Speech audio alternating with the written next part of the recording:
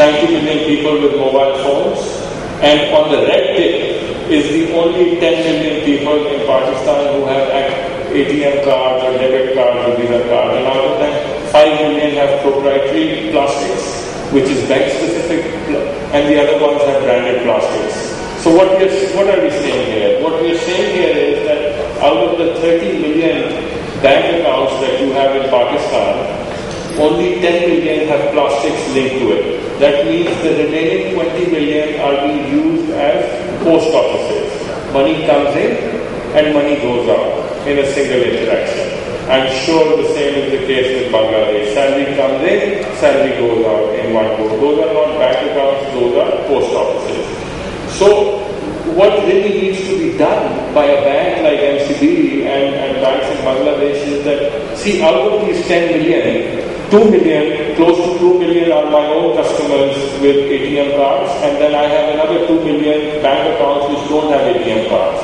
So I need to first go and give people the mobile connectivity who have ATM cards. Then I need to go in my own bank, give people ATM cards and then link that with the mobile phone. Then I need to go after other bank customers who have bank accounts and don't have ATM cards and give them the account and the mobile, and then I have to go down into the pyramid. A lot of times, a lot of mistakes are being made where people are trying to attempt this from bottom up. When you start to talk about branchless banking, when you start to talk about financial inclusion, people walk away thinking that the only way to do this is from bottom down. That's not true. You should start, and I'm recommending you start from your own customers and you start from top down, because you're bringing a new service in the market which is disruptive. People don't have a transacting mobile phone linked to their bank account. They don't even have plastics. So first, go after those people and then worry about the ones at the bottom of the pyramid.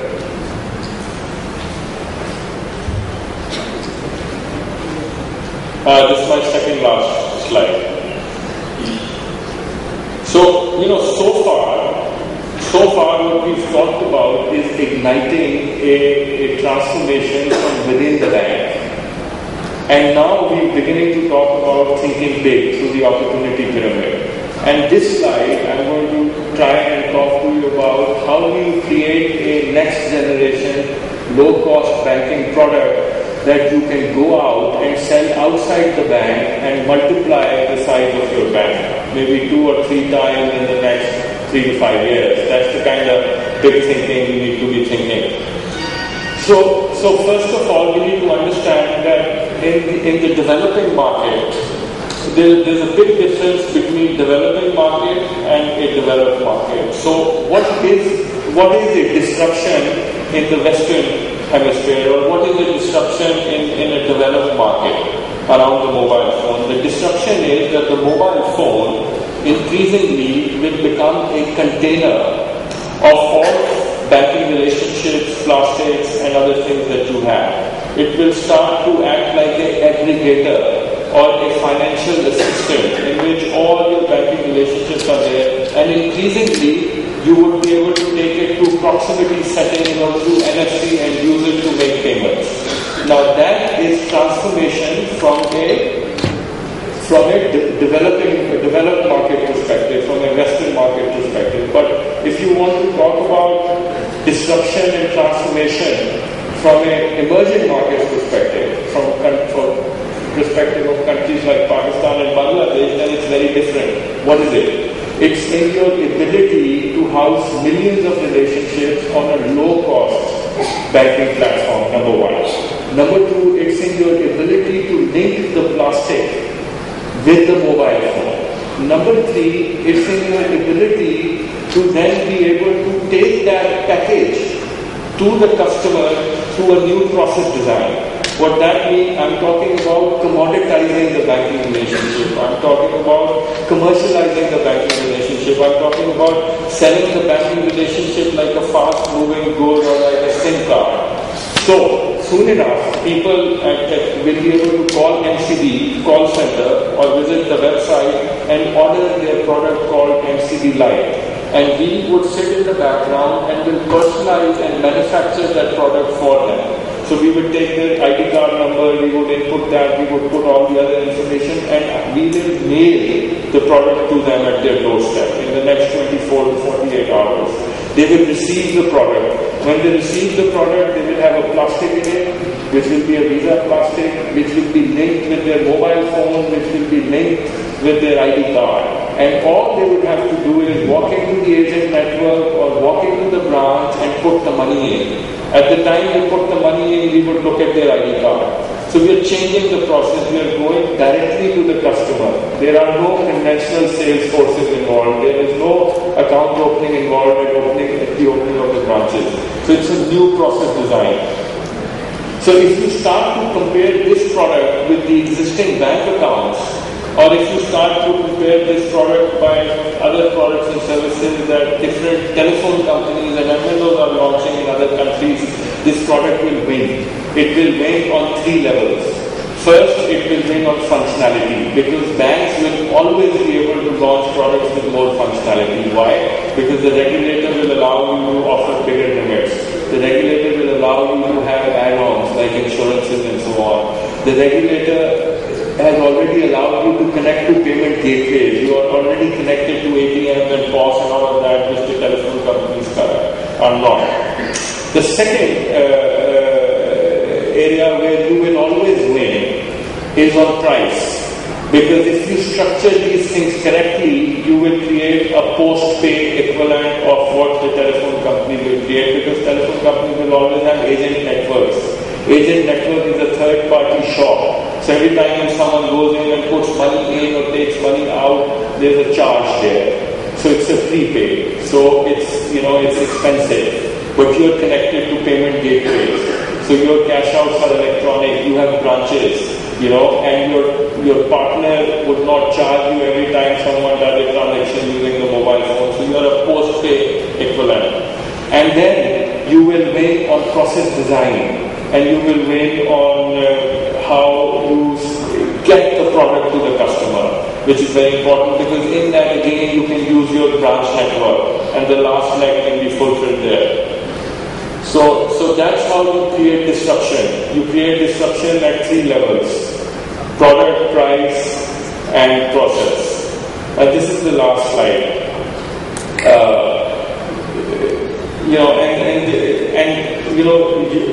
It appears that the regulator here, the State Bank, is very clear, where you guys have the opportunity to actually do these things yourselves. So there is no imminent danger of telcos or MNOs coming into your space, but things can change very, very quickly.